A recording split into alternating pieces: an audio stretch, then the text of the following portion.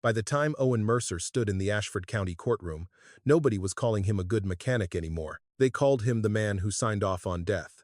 3 members of the Ortiz family were gone. Lena Ortiz, the mother who once brought Owen coffee during winter shifts because she knew he could not afford to close the garage. Mateo Ortiz, her husband, who trusted Owen's word more than any inspection sticker. And little Nico Ortiz, still young enough to fall asleep with his shoes on, who had climbed into the back seat beside Blue, the old family dog that used to sleep outside Mercer Auto Repair while Owen worked late. Only Sophia Ortiz survived. And when she looked across the courtroom, she was not staring at a stranger. She was staring at the man who had fixed her first car, eaten at her mother's table, and still told her family the vehicle was safe enough to make the drive. That was what made the town go quiet. Owen had not chased anyone down a dark road. He had not pulled a weapon. He had not done the kind of thing people understood as evil in one violent moment. He had done something slower. He had seen the warning signs. He had understood what they meant. He had held the phone in his hand, knowing he could call Lena and tell her not to drive. Then he put the phone down, because one honest sentence would have torn open everything he had spent his life trying to bury. The Mercer name. The accident no one in Ashford County had ever forgotten. The father whose shadow still followed Owen into every repair bay. The boy who grew up believing that if something broke under his hands, people would not ask why. They would only point and say, like father, like son. But Owen had not been born dangerous. Once, he was just a quiet kid sitting on the cracked floor of a garage, trying to put his father's broken radio back together with shaking hands. He believed if he could fix one small thing, maybe the world would stop looking at his family like they were cursed. So how does a boy who wanted to repair what was broken become a man who certifies danger as safe? And when the truth was finally spoken too late, what could Owen's regret possibly mean to the girl who survived only to remember everyone who didn't? The courtroom in Ashford County did not feel loud when Owen Mercer's sentence was read. No shouting. No chair legs scraping against the floor. Just the click of the court reporter's keys and the dry movement of paper in the prosecutor's hands. Judge Elaine Morris looked at him over the rim of her glasses, not with hatred, but with disappointment that had already hardened into duty. This court is not sentencing you because your father once carried a name this county associated with tragedy, she said. This court is sentencing you because, more than once, you knew the truth, understood the risk, and chose silence. Owen kept his eyes on the table. For most of his life, he had feared a room like this, a room where people looked at him and decided the name Mercer had told them everything they needed to know. But this time, the judge was not talking about Daniel Mercer. She was talking about Owen. That was the part he could not escape. Behind him, Russell Vance sat with both hands folded over the head of his cane. Years earlier, those hands had guided Owen's fingers around a wrench and taught him to listen to an engine before pretending he understood it. Now Russell looked smaller than Owen remembered. Owen had not looked back at him once. He had looked at Sophia only once. That had been enough. She wore a dark coat too heavy for the warm courtroom and held a folded photograph in her lap. Owen could not see the picture, but he knew who was in it. Lena, Mateo, Nico, maybe Blue at their feet, old and gray around the muzzle. Sophia did not cry when the judge spoke their names. Tears would have given Owen a place to put his shame. Anger would have given him something to fear. But Sophia's stillness left him with only the plain shape of what he had done. Her family had trusted him because trust had been cheaper than a second opinion, and because Owen Mercer had once seemed like a man who understood what it meant to have no room for another loss. The prosecutor called it fraud. The reports called it criminal negligence. But underneath all the legal words was one ordinary truth Owen could not sand down or paint over. He had known, and he had let them drive away. Long before the courtroom, Owen had been a boy in a house that smelled of machine oil, fried onions, and rainwater leaking through the back window. His father, Daniel Mercer, worked maintenance at the old Ashford steel plant. He was not warm, but he was useful in the way working men in Ashford respected. He could fix a furnace with a pocket knife. He could hear a loose belt before anyone else noticed a sound. When Owen was little, that looked almost holy. Then came the accident. Owen was 8 when the sirens rolled toward the plant and did not stop for a long time. By nightfall, people gathered outside the gates, whispering names and counting cars. Owen remembered Ruth standing at the kitchen sink while the phone rang and rang. Daniel came home after midnight with dust on his face and a look Owen had never seen before. Not grief exactly. Not fear. Something emptied out. In the weeks that followed, the town found a story it could carry. Ashford Steel had lawyers. Supervisors had statements. The dead had families who needed someone to blame. And Daniel Mercer, the maintenance man who had signed the final safety sheet, became the shape that blame could take. No one explained corporate pressure to Owen. No one explained men being pushed to sign things they were not ready to sign. What Owen learned was simpler. Men stopped speaking when Daniel entered the hardware store. Mothers pulled their children closer when Owen walked past. At school, teachers said his last name with a pause before it, as if Mercer had become less of a name than a warning label. At home, Daniel grew quiet. Ruth worked longer shifts. The radio on the kitchen shelf broke one winter morning, and Daniel did not fix it. So Owen took it down himself. He sat on the cracked garage floor with a screwdriver too big for his hand and tried to put the sound back into it. He only knew that if he could repair one broken thing in that house, maybe his father would look less lost. Maybe the world would understand that not everything with the Mercer name on it was dangerous. The radio never worked right again, but Owen kept trying. And somewhere inside that stubborn, frightened little boy, a belief began to form. If he could fix enough things, maybe no one would ever call him broken. After the accident at Ashford Steel, Owen Mercer learned that a town could punish a family without ever raising its voice. No one came to the house to shout. No one broke the windows. No one wrote anything on the porch. Ashford simply made room around them. At Hanley's Market, the clerk stopped asking Ruth Mercer how her day was. At church suppers, women who once traded recipes with her now looked down into their plates. At the gas station, men lowered their voices when Daniel walked past. Even when they were talking about machines he had spent half his life repairing. Owen was too young to understand lawyers, liability, or safety sheets signed under pressure. He only understood that his father had gone to work one morning as a useful man and come home as someone the town no longer wanted to touch. Daniel still woke before dawn. He still drank his coffee black. He still kept his boots beside the back door. But something in him had gone quiet. He stopped bringing broken appliances home from neighbors. He stopped leaning under hoods on Saturday mornings. Sometimes Owen found him at the kitchen table, staring at his hands as if they belonged to someone who had betrayed him. Ruth tried to keep the house standing by acting as if it had not fallen. She washed Daniel's work shirts long after there was no plant job to wear them to. She packed Owen's lunch even when the bread was dry and the meat was thin. When people said Daniel had caused the accident, she corrected them. But her voice had grown so tired that even the truth sounded like it was asking permission to be believed. At school, Owen discovered that adults could be kind and still fail to protect you. His teachers did not call him trouble. They did not punish him for his last name. A few even tried to be gentle. Mrs. Delaney once asked the class to write about someone in their family they admired. Owen wanted to write about Daniel's hands, about the way they could bring a dead furnace back to life, about how his father used to listen to machines like they were speaking a private language, but he could already hear the whispers that would follow. So he wrote 3 stiff sentences about his mother, then tore the paper at recess and told Mrs. Delaney he had lost it. That was one of the first lessons Ashford gave him. The truth did not become safe just because it was true. It had to be timed correctly. It had to be spoken by someone people already respected. Coming from the wrong mouth, even an honest sentence could become another reason to laugh. Owen did not have words for that yet, but he felt the rule settle inside him. By high school, Owen had learned how to disappear without leaving the room. He kept his locker neat.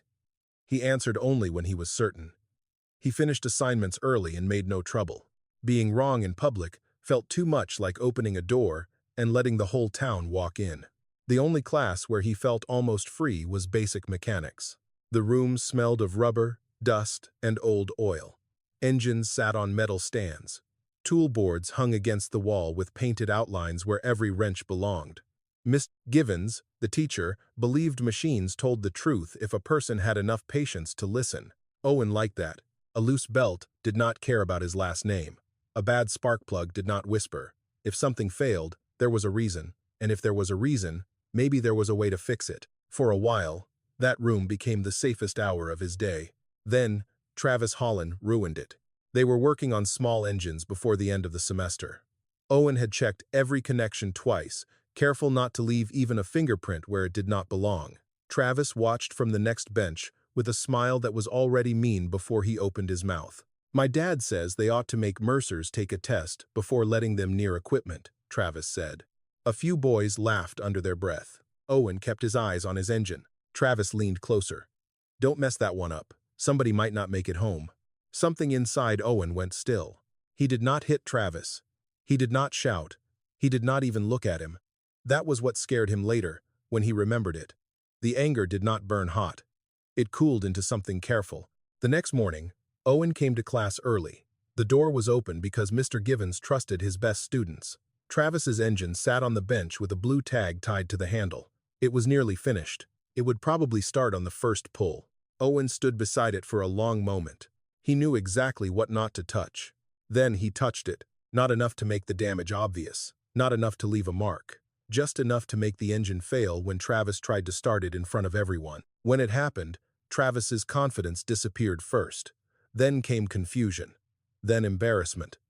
Mr. Givens frowned, asked what he had missed, and told him to stay after school to diagnose the problem. Owen's own engine started clean. For the first time in months, the room looked at him with approval. Mr. Givens nodded once. "Good work, Mercer." The words should have felt pure. They did not. Owen watched Travis bend over his failed project, red-faced and silent, and felt shame move through him. But underneath it was relief. Nobody knew. Nobody looked at Owen as the broken one. Nobody used his father's name against him. He told himself Travis had earned it. He told himself it was only a school project, only one afternoon of embarrassment, only a small correction in a world that had never corrected itself for him. But the excuse did not change the lesson. A person could hide the damaged part. A person could let someone else stand beside the failure. A person could be praised if the truth stayed out of sight. After class, Mr. Givens asked if everything was all right at home. Owen said yes too quickly. The teacher studied him for a moment, as if he could sense a locked door but did not know whether he had the right to open it. Then the hallway filled with students, and the moment passed. Owen walked out with clean hands and a compliment he did not deserve. He had not become dangerous that day, but he had learned something dangerous. Silence could protect him, and for a boy who believed the world was always waiting to blame him, protection felt close enough to justice. Daniel Mercer did not fall apart all at once. That would have been easier for Owen to understand. A man who screamed or disappeared for days could be named as broken. Daniel did none of that. He simply became less present in every room he entered. He ate less, spoke less, answered questions with nods that arrived too late. Some mornings, Owen found him dressed before sunrise, sitting at the edge of the bed in a clean work shirt, as if his body had remembered a job the world had taken away. Ruth never told Owen to stop watching his father, but her eyes did. She kept moving because someone had to. She worked breakfast shifts at the diner, then cleaned offices at night. She came home smelling of coffee, bleach, and winter air. When Owen asked if Daniel would find another job, she would say, "Your father is trying," in a tone that made the answer smaller than the words. Trying became the thing no one could measure. Daniel tried to call old supervisors. He tried to explain. He tried to leave the house without feeling people turn their heads. But every attempt ended at the same invisible wall. Men who once borrowed his tools now crossed aisles to avoid him. A foreman who had eaten at the Mercer table told him there was nothing available right now without meeting his eyes. Then came the memorial. Ashford Steel held a ceremony outside the plant gates, with folding chairs, a brass plaque, and speeches about sacrifice. Ruth wanted to stay home. Daniel said nothing. Owen, 17 by then, went alone and stood near the back behind two pickup trucks. The names of the dead were read slowly. Families cried. The plant manager bowed his head. A local reporter took pictures. Daniel's name was not read with sympathy. It was not read at all, but Owen heard it anyway, in the silence between the speeches. He heard it in every careful phrase about accountability and lessons learned. He understood then that a person could be absent from a ceremony and still be placed at the center of its blame. That afternoon, something in Owen hardened. He stopped waiting for the town to change its mind. A week later, he walked into Harrow's Auto on Route 6 and asked for work. The owner looked at his application, paused at the last name, and said business was too slow. Owen saw the help wanted sign still taped to the window when he left. He did not go home right away. He walked past the feed store, past the closed bowling alley, past the chain-link fence around Ashford Steel. By the time he reached the edge of town, rain had started to fall, thin and cold. That was where Russell Vance found him. Russell owned Vance Garage, a low brick building with 2 bays, a crooked soda machine, and a sign so faded the red letters had turned almost brown. He pulled his truck to the curb and rolled down the window. "You looking for work?" Russell asked. "Or just trying to outwalk the weather?" Owen almost kept walking. Pride told him not to climb into a stranger's truck. Hunger told him pride had never paid a bill. By Monday morning, Owen was sweeping floors at Vance Garage.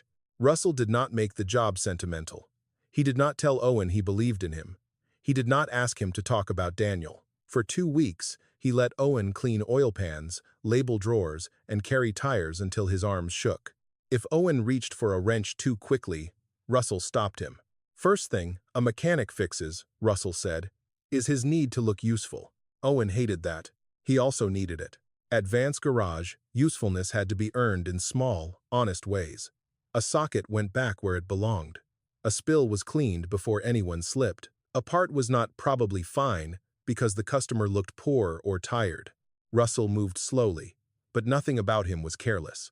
He taught Owen to listen before touching. A belt's dry whisper, a bearing's low growl, the tiny hesitation before an engine turned over.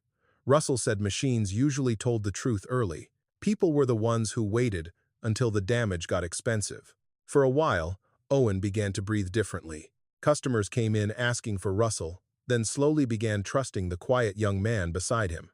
Ruth noticed grease under Owen's nails and something like light returning to his face. Even Daniel, on his better days, would ask what kind of cars had come through the shop. Owen never said how much he loved those questions. Love made things dangerous. Then he made his first mistake there. It was small. A rushed repair on an old Ford pickup. Owen had tightened a part but not checked it twice. The truck had not left the bay yet. No one had been hurt. All he had to do was tell Russell.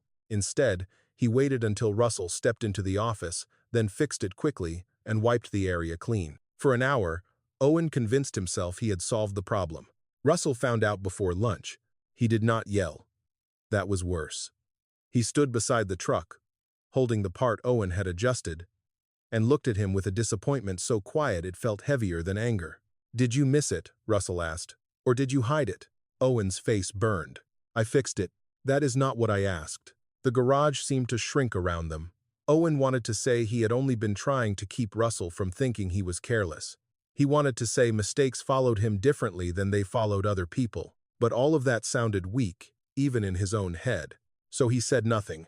Russell set the part down. "A good mechanic tells the truth before he turns the wrench," he said. "If you hide the problem, you are not repairing the machine. You are repairing the story people hear about you." Owen understood the words. He did not know how to survive them. That evening, he stayed late and cleaned the shop until the floor shone under the fluorescent lights. Russell did not send him home. He only locked the front door and left Owen with the silence. Owen told himself the old man did not understand. Russell had never carried a name people inspected before they inspected his work. Russell could afford honesty because the town had not trained itself to expect disaster from his hands. But beneath the anger was fear. Russell had seen him. Not the boy Ashford whispered about, not Daniel's son, him. And instead of feeling rescued by that, Owen felt exposed. From then on, he worked harder than anyone. He arrived early, stayed late, checked repairs twice, then 3 times. Customers called him careful. Russell called him talented. But Owen never forgot the look on Russell's face when he asked whether the mistake had been missed or hidden. Years later, that question would come back to him in a courtroom. By then, the answer would be much harder to survive. By the time Owen was 24, people had started bringing their cars to Vance Garage and asking for him by name. Not because he smiled much. He did not. They asked for Owen because he listened to engines the way Russell had taught him to listen, with one hand on the hood, waiting for the machine to confess before he accused it of anything. He was careful, quiet, fair with prices. In a town where repair bills felt like bad news from a doctor, that mattered. Russell noticed the change before Owen did. "Folks trust you," he said one evening, while they were closing the bay doors. Owen kept wiping his hands with a red shop rag. They trust you. They trust me to know what I'm doing, Russell said. They trust you to know what it costs to be broke. Owen did not answer. Trust had always felt less like a gift than a test. When people trusted you, they handed you something fragile and waited to see if you would drop it. Owen had spent childhood being blamed for damage he had not done. Now he feared damage that might happen because someone believed him. That was when Lena Ortiz first became more than another name on a work order. She came in with an old sedan that sounded tired before it reached the parking lot. 2 children sat in the back seat, one pressing a toy dinosaur to the window, the other asleep against a backpack. Lena stepped out wearing a grocery store uniform under a winter coat with a broken zipper. "I do not need pretty," she told Owen. "I need honest." Most customers said that, and then got angry when honesty cost money. Lena did not. When Owen explained what the car needed now and what could wait, she listened carefully, counted the bills in her wallet, and chose the repair that would get her safely through the week. She did not beg, she did not flatter. She only asked him to tell her what mattered most. After that, she came back whenever the sedan complained. Sometimes she brought coffee during cold shifts. Sometimes she paid in 2 parts and apologized like owing money was a moral failure. Owen always told her it was fine. It was not charity, he told himself. It was respect. Lena had a husband, Mateo, who worked warehouse nights and trusted Owen less quickly. He stood near the bay door with his arms folded, asking direct questions in a voice that made Owen sharpen his answers. Mateo did not know enough about cars to challenge him, but he loved his family enough to try. Years passed in small repairs. Brake pads, tires, a starter, a heater that failed during a hard freeze. Owen watched the Ortiz children grow taller, and Blue grow too old to jump easily from the back seat. He became, almost without noticing, part of the ordinary map of their family's survival. That should have made him more careful. Instead, it made him feel needed. The first time Owen bent the truth at Vance's garage, it was not for Lena. It was for a man named Carl Denton, who drove a rusted pickup and worked at the poultry plant 30 miles away. Carl came in near closing with eyes red from exhaustion. The truck had a problem Owen did not like, not catastrophic yet, not the kind of thing that would fail before the end of the driveway, but not something a careful mechanic would wave away either. Russell was in the office, arguing with a parts supplier. "If I miss tomorrow," Carl said, "they'll replace me. They already said so." Owen looked at the truck again. The correct answer was simple. "Leave it here. Find another ride. Do not push your luck with a machine already warning you." But Owen had grown up in houses where "find another ride" sounded like something said by people who had always had one. He saw Ruth walking to work in bad weather. He saw poor men in Ashford being told to make responsible choices with options they had never been given. So Owen softened the truth. "It is not good," he said, "but if you take it slow and bring it back Friday, it should hold." Carl looked at him as if Owen had handed him air. "You sure?" Owen heard Russell's voice in his head before his own answered. "I would not tell you if I wasn't." That was the lie. Not because Owen knew for certain the truck would fail. He did not. The lie was pretending certainty existed at all. Carl drove away grateful. Nothing happened. Friday came. Carl returned. Owen repaired the truck properly. Carl shook his hand and told 3 people at the plant that Owen Mercer was the only mechanic in Ashford who understood working men. Praise spread faster than warning ever had. For a week, Owen carried that story like proof. He had not hurt anyone. He had helped. Russell's rules suddenly seemed too clean for the world outside the bay doors, where people chose between safety and rent. Russell did not see it that way. He waited until Carl left, then closed the office door. "You told him it would hold," he said. Owen looked up from the invoice. "It did." "That is not the same thing. It bought him time. It bought you gratitude." The words struck harder than Owen expected. "You think I did it for that?" "I think being needed can make a man careless," Russell said, "especially a man who has spent his life feeling unwanted." Owen stood too quickly, the chair scraping behind him. "There it is." Russell frowned. "There what is?" "The lesson. The part where you remind me I'm damaged, so I need rules other people don't." Russell's face changed. Not anger, pain. "That is not what I said." But Owen had already stopped listening. He went back into the bay, where engines made sense and people did not. He told himself Russell could afford perfect honesty because customers already trusted his name. Owen had to earn trust in a town trained to doubt him. By the next month, he had done it again.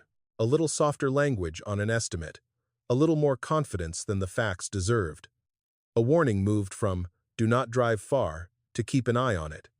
Each time, there was a reason, a job to save, a child to pick up, a rent payment waiting. Each time nothing terrible happened, Owen mistook survival for proof. He still cared about people. That was the dangerous part. His first fall did not feel like corruption. It felt like mercy.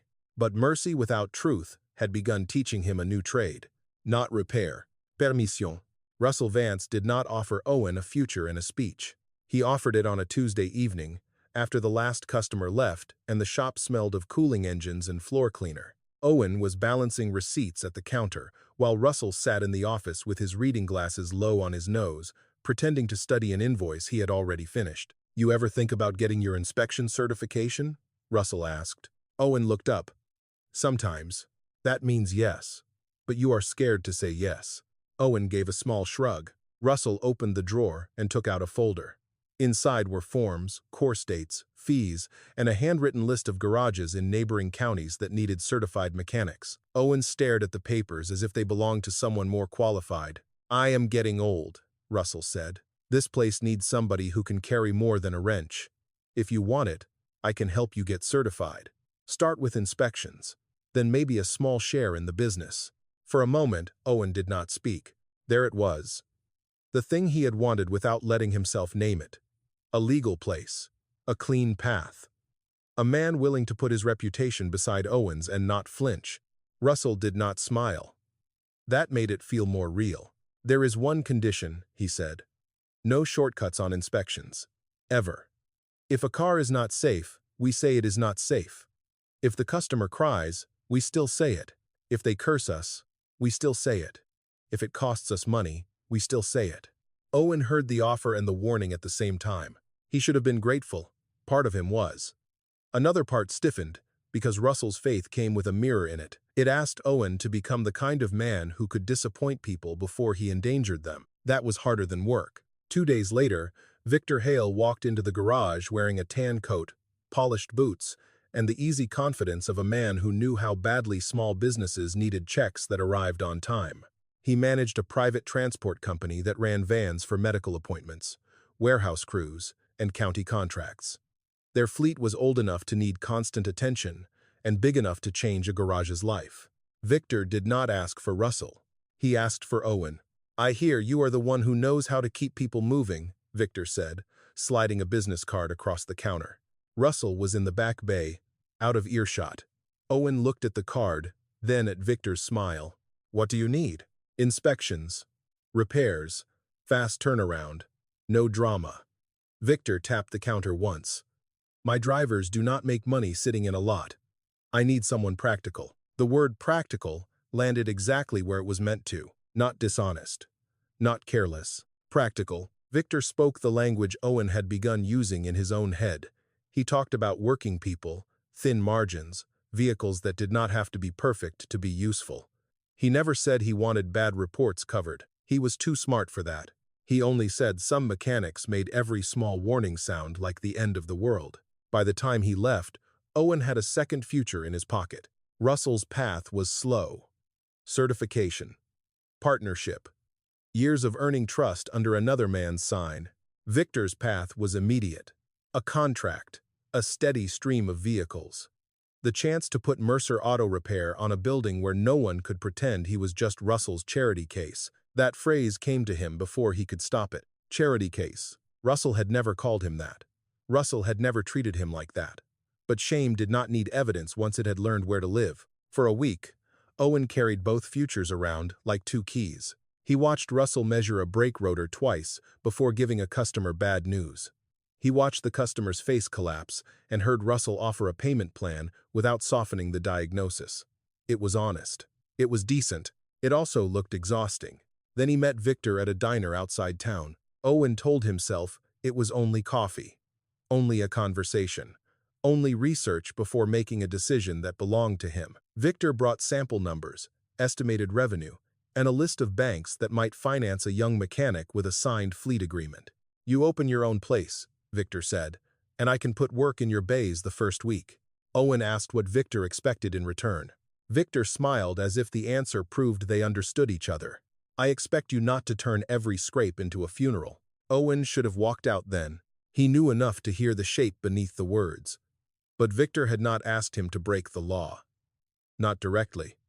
And Owen wanted that distinction because it gave him somewhere to hide. When he told Russell he was leaving, the old man did not argue. That hurt more than anger would have. Russell wiped his hands, folded the rag, and asked, "Is this because you want your own shop? Or because you want a place where no one can tell you no?" Owen's jaw tightened. "Maybe I just want something with my name on it." "You already have your name on your work. That is easy for you to say." Russell looked at him for a long time. "No, Owen, it is hard for me to say. Because I think you are about to confuse being trusted with being in charge." Owen took that sentence like an insult because accepting it as concern would have required humility he did not have. He left Vance's garage 2 weeks later. Lena Ortiz brought coffee on his last morning and told him she was proud of him. Mateo shook his hand and said a man ought to own his labor if he had the courage. Even Russell gave him a set of old tools, wrapped in brown paper, without making a speech. The sign went up in early spring. Mercer Auto Repair. Owen stood across the street after the installers drove away, looking at the black letters against fresh white paint. For the first time in his life, his last name was not whispered, avoided, or printed in old articles beside tragedy. It was bolted above a door. He felt pride first, then fear, because a name on a building was not just proof that he had made something. It was a promise, and Owen had already begun making promises to people he did not fully intend to keep. Mercer Auto Repair did not become successful in a dramatic way. There was no grand opening story in the paper, no ribbon cutting. It grew the way many small businesses in Ashford grew, by surviving one bill, one customer, and one Friday payroll at a time. Victor Hale kept his promise. His vans came in before dawn, after dark, sometimes still warm from the road. Drivers waited in the lobby with gas station coffee, while Owen moved from one bay to the next, signing estimates, ordering parts, answering calls, and pretending the pace did not worry him. At first, the work felt like proof. The name Mercer on the building had not scared people away. The bank took his payments. Customers said he was fair. Lena Ortiz still came by when the sedan needed attention, and sometimes Mateo brought the car himself, quieter than Lena but less guarded than he used to be. Even Russell, passing once in his old pickup, slowed at the light and looked toward the shop. Owen raised one hand. Russell raised his back. For a moment, that almost felt like forgiveness. But success did not make Owen honest. It gave his dishonesty better reasons. Victor's fleet needed fast inspections. Fast inspections left little room for uncomfortable truth. A warning became a recommendation. A recommendation became a note for the next visit. A note for the next visit became something Owen could live with, as long as no one asked too carefully what he had seen, and when he had seen it, he did not think of himself as corrupt. Corrupt men, in Owen's mind, laughed while they took money.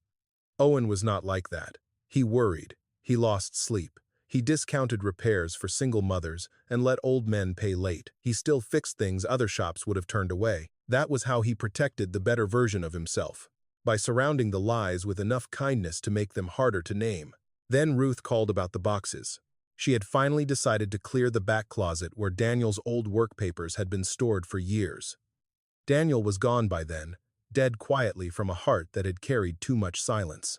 Owen had avoided those boxes through the funeral, through the sale of the old house, through every season when Ruth asked if he wanted to look before she threw anything away. This time, she did not ask. She brought one box to the shop herself. It was raining when she arrived. Owen found her standing inside the office door, holding a cardboard box with both arms, her coat dark at the shoulders. "I could not keep being the only one who knew they existed," she said. Owen closed the office door. Inside were maintenance logs, copies of plant memos, handwritten notes, and a folded safety sheet with Daniel Mercer's signature at the bottom. Owen recognized the date before he let himself read the rest, the week before the accident. His mouth went dry. Ruth sat across from him while he turned the papers one by one. There were notes in Daniel's handwriting about equipment that should have been shut down longer. There were memos from supervisors pushing production back on schedule. There were corrections made in a different pen. There was one page where Daniel had written, in the margin, "They told me to sign by Friday." Owen read that sentence 3 times. For most of his life, he had wanted proof that his father had been more victim than villain. Now proof sat in front of him, and it did not feel clean. Because the papers did not make Daniel innocent. They made him human. He had seen enough to be afraid. He had been pressured. He had been cornered by men with more authority, more money, and less to lose. But at the bottom of the page, the signature was still his. Ruth watched Owen's face change. "He wanted to explain," she said. Afterward, he wrote letters. He never sent them. Why not? Because he thought the truth would hurt the families twice, and because he was ashamed. Owen pushed the papers away, as if they gave off heat. "All these years," he said, "you had this. I had pieces, not courage." The answer should have made him angry. Instead, it frightened him. He could not hate Ruth for being afraid. That was the problem. Fear, once he understood it, became too familiar to condemn. Ruth touched the safety sheet. Maybe now someone can know he was not what they said. Owen looked at the signature again. What they said. That phrase had shaped his entire life. He had wanted the town to be wrong so badly that he had imagined truth as a clean blade, something that would cut Daniel free from the story Ashford had built around him. But truth was not clean. Truth would say Daniel had been pressured, and Daniel had still signed. Truth would say powerful men had used him, but he had still put ink where his doubt should have been. Truth would not give Owen back the father he wanted. It would only leave him with a man he understood too well. Russell came that evening after Ruth called him. Owen hated her for that for nearly an hour. Russell stood in the office doorway, rain dripping from his cap, and asked to see the papers. Owen did not hand them over. He let the old man read while he kept one hand on the box, as if someone might take his past without permission. When Russell finished, he sat down slowly. "You should talk to a lawyer," he said. "Maybe a reporter after that. Carefully, not to clear everything, to tell it right." Owen laughed once, without humor. "Tell it right? There is no right version of this. There is a fuller version. A fuller version still has his name at the bottom." Russell looked at him for a long time. "That is why it matters." Owen felt something sharp rise in him. "You want the town to say they were right."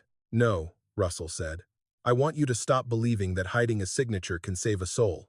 The sentence landed too close. Owen closed the box. Ruth wanted the truth brought into light. Russell wanted it handled with care. Both of them thought the past could be faced without becoming a weapon. Owen did not believe that. He took the box home that night and placed it in the back of his bedroom closet. For 2 days, he told himself he was waiting until he could think clearly. On the 3rd, Victor called about a van that needed fast turnaround for a county transport route, and Owen went back to work. The papers stayed in the dark. That was his choice. Not the company's, not the town's, not Daniel's. Owen could have opened the wound honestly. He could have let the truth be complicated in public. He could have admitted that a good man may still do a wrong thing under pressure, and that pressure does not erase the choice. Instead, he buried the box because he was terrified of what it proved. His father had not been a monster, but he had signed. And Owen, more than anyone, knew what it meant to sign something while hoping the danger would belong to someone else. The first year of Mercer Auto Repair taught Owen that success could sound a lot like an excuse. It sounded like phones ringing before the shop opened. Like Victor Hale's drivers tapping on the office glass before sunrise, asking how soon a van could be back on the route. Like customers saying they had heard Owen was fair, that he did not scare poor people with repairs they could not afford. Every compliment made the line harder to see. Owen still fixed real problems. That was important to him. He replaced parts that needed replacing. He stayed late for customers who had nowhere else to go. He let Lena Ortiz pay half on Friday and half after Mateo's next check. He did enough good work to keep believing the bad work was only pressure, only timing, only the price of keeping the doors open. But the reports changed first. Not all at once. Never in a way that looked criminal on the surface. Owen learned to write around certainty. A problem became, monitor closely. A warning became, service recommended. A vehicle that should have been pulled for a full repair became acceptable for limited operation pending maintenance. The words were not exactly false. That was what made them useful. Miles Carter noticed before anyone else. Miles was 19, thin, quiet, and eager in the way Owen had once been eager. He came from the trailer park south of Route 6 and had spent most of his life being told he was lucky if anyone let him sweep floors. Owen hired him because the boy could listen. He also hired him because some part of Owen liked seeing gratitude on a face that reminded him of his own. At first, Miles worshipped the shop. He arrived early, labeled drawers without being asked, and watched Owen's hands the way Owen had once watched Russell's. Every lesson seemed to matter to him. That should have made Owen careful. Instead, it made him powerful. One Thursday afternoon, Miles brought a fleet inspection sheet into the office. His thumb pressed against a line near the bottom. "Should this one be marked restricted?" he asked. Owen did not look up right away. "Which van?" "Number 12. Owen knew the van. He knew the sound it made. He knew what the safer answer was. Victor needed it back that evening. "Wright recommended follow-up within 30 days, Owen said. Miles hesitated. "But if it is restricted, it cannot run the county route tomorrow. That is why we are not writing restricted." The silence after that was small, but Owen felt it. Miles looked at the paper again. "Is that how Russell would do it?" Owen's face tightened before he could stop it. "Russell is not paying your check." The words did what Owen needed them to do. Miles lowered his eyes. He wrote the sentence. The van went back out. Nothing happened. That became part of the problem. Nothing happened so many times that Owen began to treat luck like evidence. Victor's vans kept moving. Customers kept coming. The bank stopped calling every week. The shop was busy enough to hire a second bay hand, then a part-time bookkeeper. On paper, Mercer Auto Repair looked like a man outrunning a curse. Owen started liking the way people waited for his decision. A customer would stand at the counter, afraid of the number. A driver would ask if a van could make one more week. Miles would look at him with the pen paused over a form. In those moments, Owen was not the child outside the plant gates. He was not Daniel Mercer's son. He was the man who decided what a problem was called. And naming a problem, he learned, was almost as powerful as fixing it. Then Erin Shaw came in. She was the county's new inspection officer, younger than Owen expected, with a gray binder under one arm and the tired patience of someone used to being dismissed before she spoke. She did not arrive angry. She asked for files, read them carefully, and marked 3 pages with yellow tabs. "You have language here I need clarified," she said. Owen leaned against the counter. "Clarified how?" "Specific conditions, specific dates, specific repairs completed before approval." Victor, who happened to be there for a pickup, gave Owen a look from the lobby. Not a threat. A reminder. Owen felt it anyway. Erin lowered her voice. "I am not here to bury your shop. But if these vehicles were cleared with unresolved safety issues, you need to correct the record now. Voluntarily. Before this becomes something else." There it was again. A door. Not forgiveness. Not innocence. But a door. For the rest of that day, Owen imagined walking through it. He imagined calling Victor, pulling the vans, revising the reports, taking the fine, letting the bank see the ugly month that followed. He imagined Russell hearing about it, and maybe, after a long silence, respecting him for stopping before the damage moved beyond paper. Then Victor came back after closing. He did not shout. Men like Victor rarely wasted volume. "You reopen those files," he said, "and the county asks questions. The county asks questions. My contracts freeze.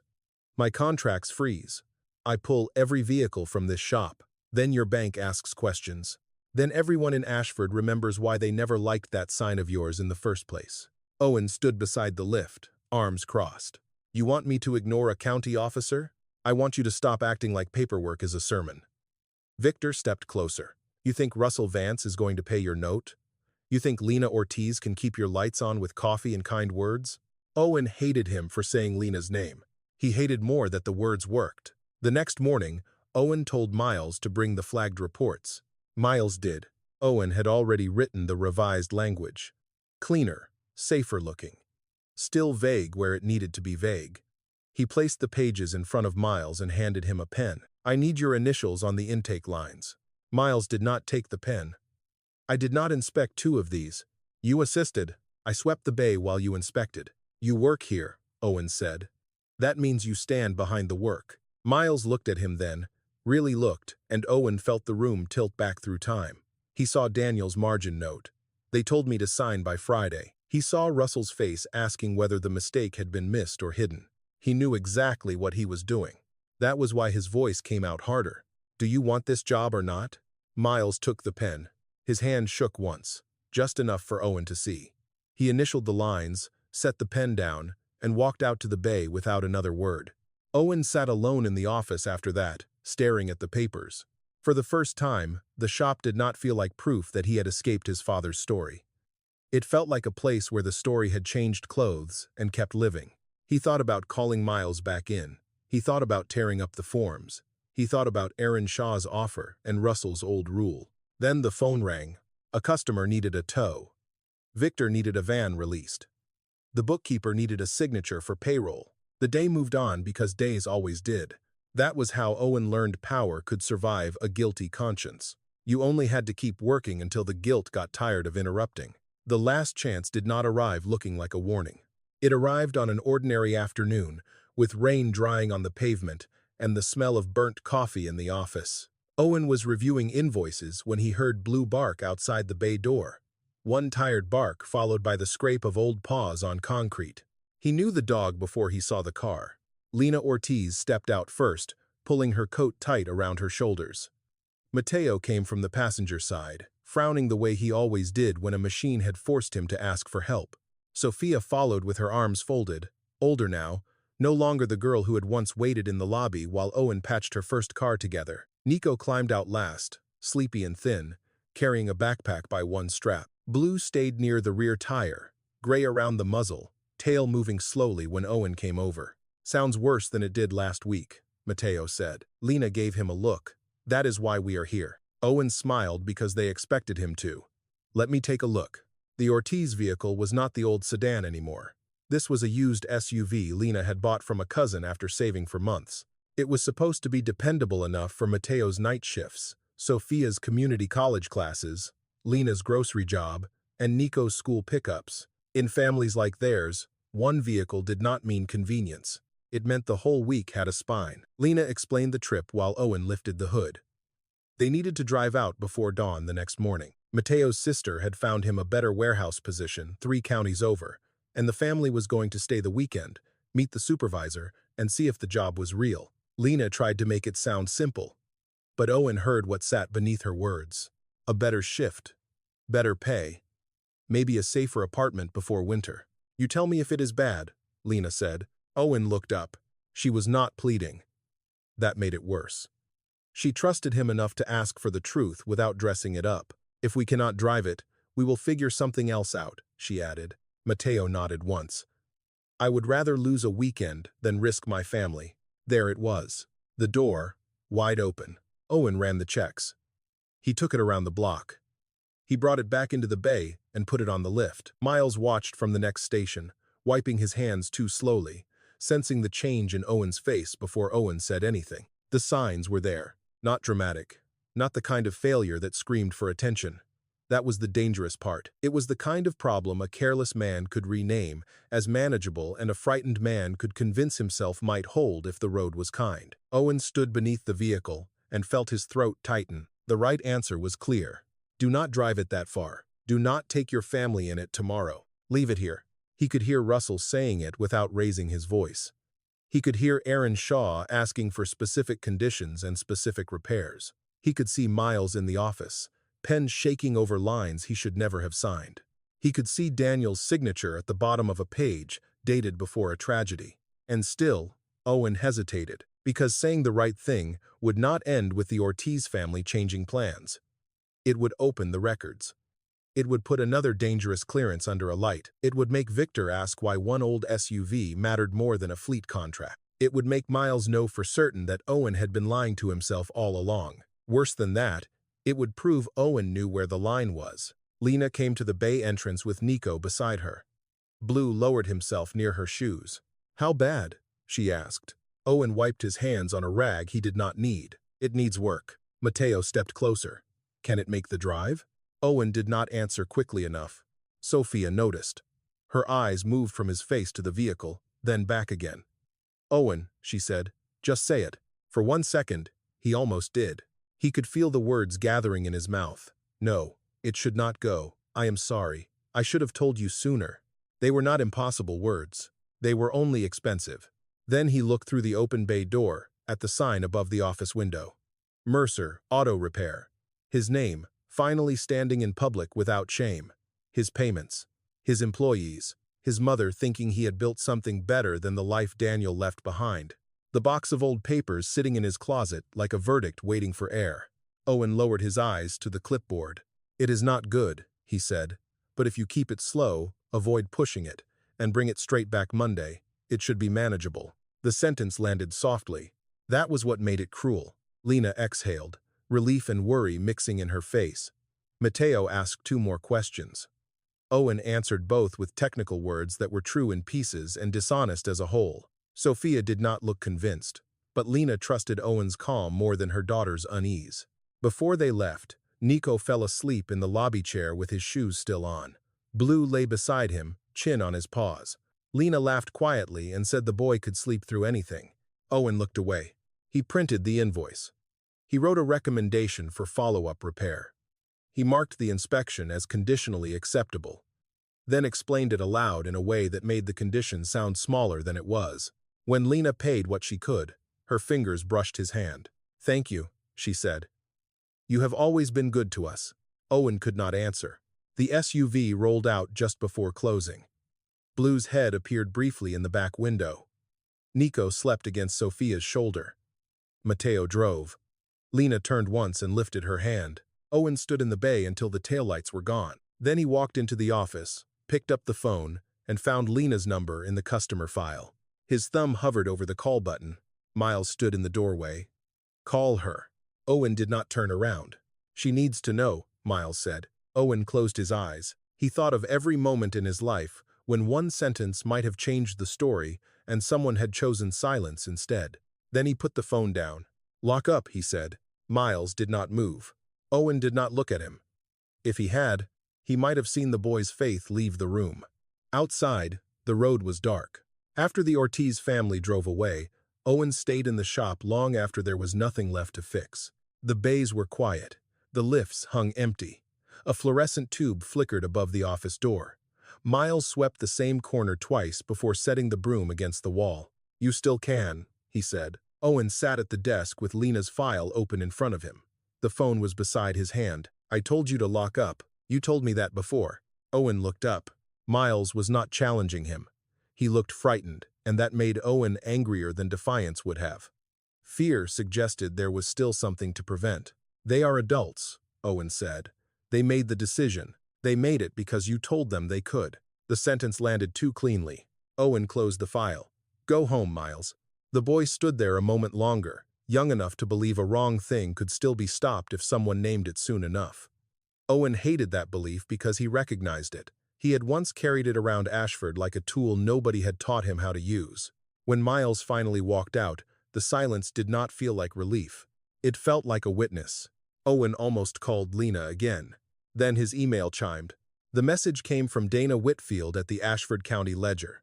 She had been writing about county inspection fraud, old fleet vehicles, and the shops that kept them moving. The subject line was polite. Questions regarding Mercer Auto Repair. At first, the questions were ordinary. Fleet inspection records, Victor Hale's company, county transport routes. Whether Mercer Auto Repair had ever cleared vehicles later removed from service. Then came the last paragraph. Dana wrote that she was also reviewing historical safety concerns connected to Ashford Steel, including Daniel Mercer's role in the accident that had shaped the county's memory of industrial negligence. She wanted to know whether Owen saw any connection between his father's case and his own inspection practices. For several seconds, Owen did not move. His father's case, his own inspection practices. Dana had not called him guilty. She had only asked a question. But Owen heard Ashford forming the old sentence before it had all the words. A Mercer signed. People trusted him. Then people paid. The box of Daniel's papers was miles away in Owen's bedroom closet, but he felt it as if it sat on the desk between him and the screen. He saw the margin note. "They told me to sign by Friday." He saw Daniel's handwriting bend under pressure. He saw Miles's hand shaking over the intake lines. For one clear moment, the pattern stood naked in front of him. Owen could still break it. He could forward Dana the records. He could call Aaron Shaw. He could tell Miles he had been right. He could call Lena before morning and say the words he had swallowed in the bay. Do not drive it. Instead, Owen opened the Ortiz file again. The original notes were more honest than the final invoice. Not brave, not complete, but honest enough to hurt him now. He had marked the warning signs. He had written that the vehicle should not be used for extended travel until repaired. His hand moved before his conscience could catch it. He copied the file, renamed it, removed extended travel, replaced should not be used with customer advised to monitor condition and return for follow-up service. He added a line about driver discretion. Each edit made the danger smaller on paper. He had just printed the revised page when Miles came back. The boy stood in the office entrance, looking at the paper in Owen's hand. What are you doing? Owen folded the page once. Protecting the shop. No, Miles said. You are protecting yourself. That was when Owen should have stopped. Instead, he became cruel. You want to be righteous? Fine. Be righteous somewhere else. But if you start talking before you understand what you are talking about, people will ask why your initials are on 2 fleet inspections you did not question. Miles went pale. Owen heard himself and knew he had crossed another line. He had turned the boy's fear into leverage. He had taken the thing he had forced Miles to do and shaped it into a chain. Miles left without his jacket. Near midnight, Russell arrived. Owen saw his truck before he heard the knock. Somehow, that made him feel guilty before a question had been asked. Russell stood under the awning, rain shining on the brim of his cap. Miles called me, he said. Owen laughed once. Of course he did. He said you need to call that family. They already left. Then call them where they are going. You do not know what you are talking about. I know enough. Owen opened the door wider, not in welcome but in challenge. You always know enough, don't you? Enough to warn, enough to judge, enough to stand outside my life and tell me how clean my hands should be. Russell looked past him, into the office, where the printer lights still blink. Clean hands are not the point, he said. Honest ones are. Owen felt the old rage rise, but beneath it was terror. Russell was seeing him again, not the wound. Him. Get off my property, Owen said. Russell's face folded inward. Then he turned and walked back through the rain. Owen watched the truck pull away. He did not call Lena. He did not restore the file. He did not answer Dana's email. He sat in the office until the phone rang just after dawn. At first, he thought it was Victor. Then he heard Lena's sister, on the other end, saying his name in a voice that no longer knew where to place grief. She did not describe what happened. She did not need to. Behind her words were sirens, hospital lights, and the kind of silence that comes after a family has been divided into names the living can say and names they cannot bear to. Owen stood very still. On the desk, the revised Ortiz file lay beside the phone. For the first time in his life, there was no town between him and the blame, only the choice he had made. By the time Owen Mercer returned to the courtroom for sentencing, Ashford already knew more than it wanted to know. It knew about the revised file.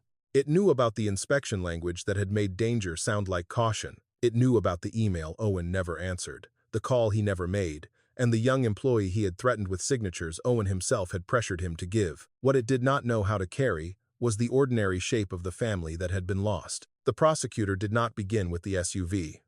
She began with Lena Ortiz. Lena, who worked the morning shift at the grocery store and remembered every elderly customer who needed help reaching the top shelf. Lena, who kept a jar of coins in the kitchen for emergencies that always arrived before the jar was full. Lena, who had trusted Owen not because he was cheap, but because she believed he would never make poverty more dangerous than it already was. Then came Mateo, a husband who asked hard questions because fear had made him careful. A father who took night shifts because better hours were always promised to someone else first. A man who had looked Owen in the face and asked if the vehicle could carry his family safely, and had believed the answer. Then Nico. The courtroom grew quieter at his name. Nico had not understood inspection forms, fleet contracts, old factory shame, or the pressure of keeping a business alive. He had only climbed into the back seat because adults told him it was safe enough. And Blue, the old dog, was mentioned only once. Sophia had asked for that. She did not want the detail used to make the story crueler. She wanted people to remember that Blue had been part of the small, harmless world her family carried with them.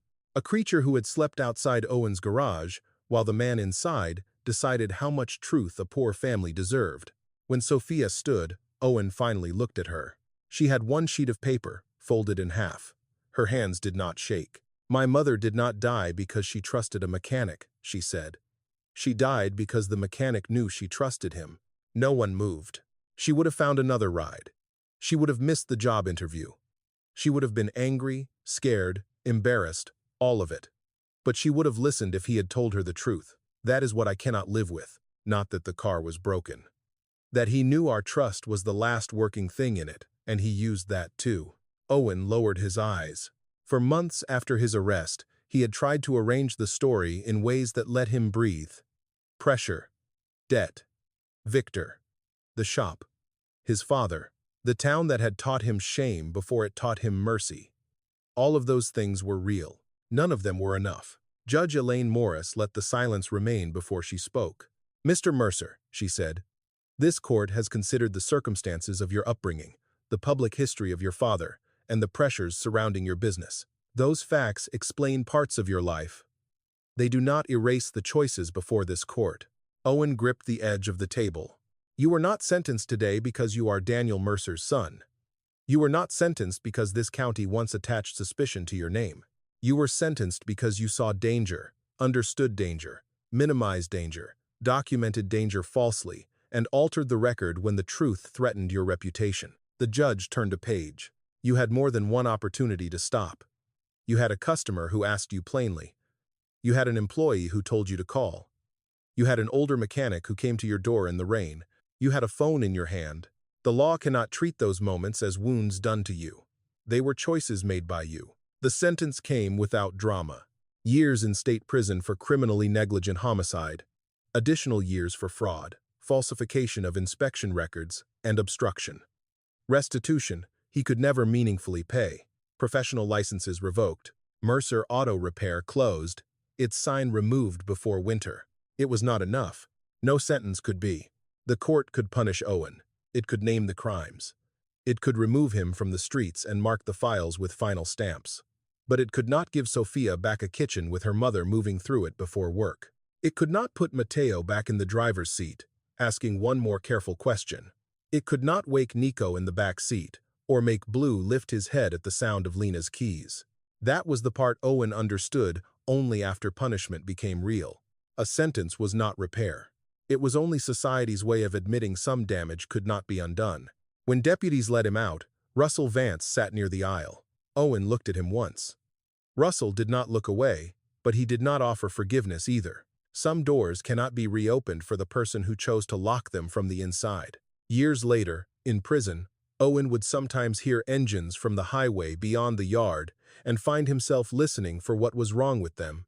The habit never left. Neither did the memory of the phone beneath his hand, Lena's number on the screen, and the silence he chose because it protected him for a few more hours. He had spent his life fearing that something broken under a Mercer's hands would make the world call him dangerous.